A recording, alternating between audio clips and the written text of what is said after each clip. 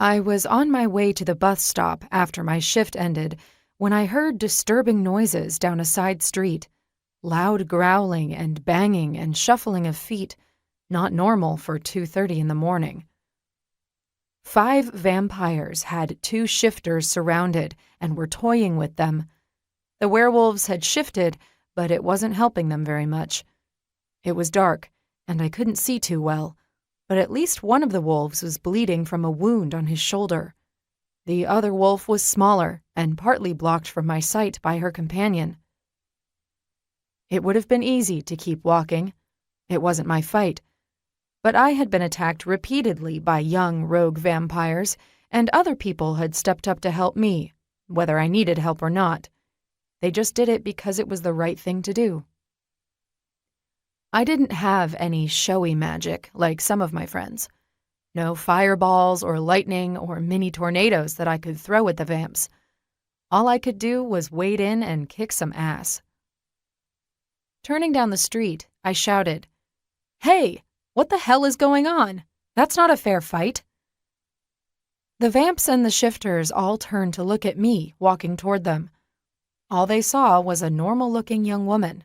I wasn't even armed. One of the vamps grinned at me and came to meet me. "Hey, pretty lady, in the mood for a party?" He was trying to get me to lock eyes with him, and his voice oozed persuasion. He was faster and stronger than I was, but I was immune to his charms. I pulled magic from the Lyrist ley line and routed it to my hands and feet. When he came within reach, I cooed, "Ooh, come to mama, baby." The vamp's posture relaxed and his grin widened. I hit him in the face and caved in his skull.